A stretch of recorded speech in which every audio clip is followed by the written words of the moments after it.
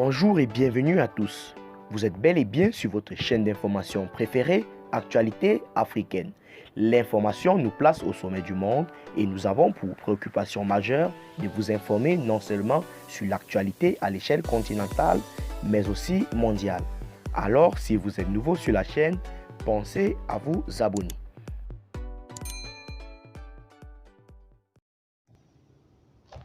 Malgré la situation alarmante et les exactions qui sévissent au Mali, de nombreuses personnes, notamment la population malienne et autres personnes des territoires étrangers, continuent, n'est-ce pas, d'accorder la confiance au président de l'ascension, Assimi Goïta.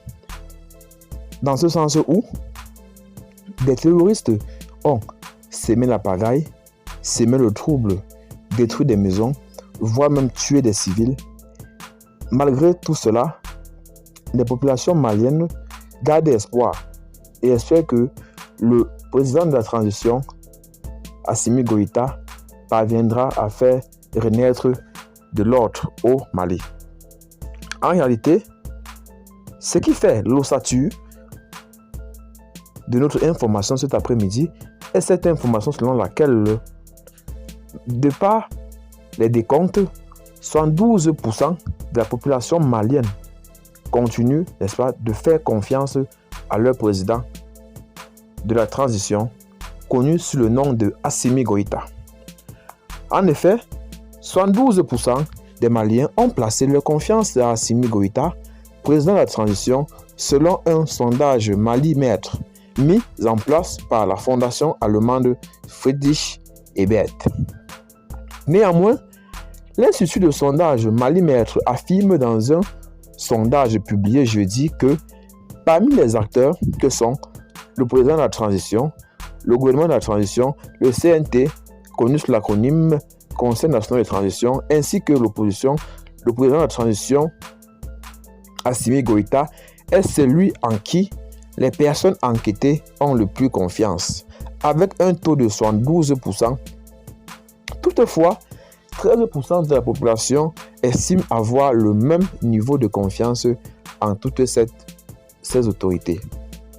Les autres résultats de sondage montrent que 10% des Maliens ont confiance au gouvernement de la transition, tandis que 69% de la population malienne estime que les priorités principales devraient être la lutte contre l'insécurité. Ces principales priorités que devraient prendre en compte les autorités de la transition sont lutter contre l'insécurité qui s'élève à 69%, lutter contre l'insécurité alimentaire qui s'élève à 35% et notamment créer les emplois qui s'élèvent à 33% et lutter contre la pauvreté qui s'élève à 31% et enfin restaurer la paix, la stabilité et le système éducatif qui s'élève à 30% notamment et 23,8%. Face donc à cette exaction, la collecte des données s'est déroulée du 13 au 4 avril 2022. L'échantillonnage est basé sur la méthode des quotas avec la prise en compte des caractéristiques démographiques telles que le sexe, l'âge et le niveau d'instruction.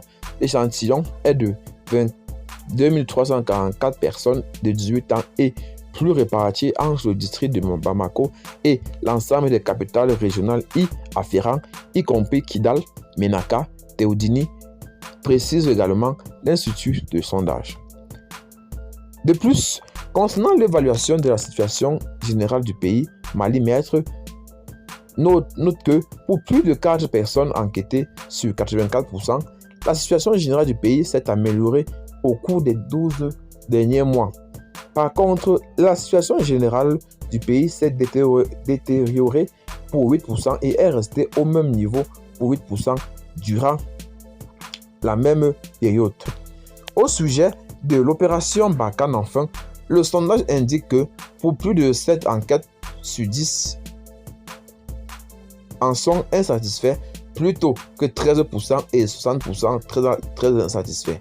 Et a ajouté aussi que il ne faudrait pas protéger la population contre la violence des armées et des terroristes est la principale critique formulée par 69% des personnes interrogées sur Barkhane. De plus de la moitié de la population connue, 51%, reproche à Barkhane d'être complice des groupes armés. C'est dans ce terme que nous mettons fin à cette minute de l'information. Le sondage dénommé par le Mali Maître serait, n'est-ce pas, essentiel et efficace si seulement ce dernier était, n'est-ce pas, centré sur l'insécurité qui est la principale priorité des populations maliennes en ce moment. Malgré les discordes que rencontre le territoire malien et les pays étrangers qui sont en coopération avec ce dernier. Alors, si vous avez trouvé la vidéo, abonnez-vous. Si vous l'avez trouvée intéressante, partagez et n'oubliez surtout pas que vous informez à l'échelle continentale, mondiale et internationale est de soucis et préoccupations majeures. À nous revoir très bientôt pour de prochaines vidéos.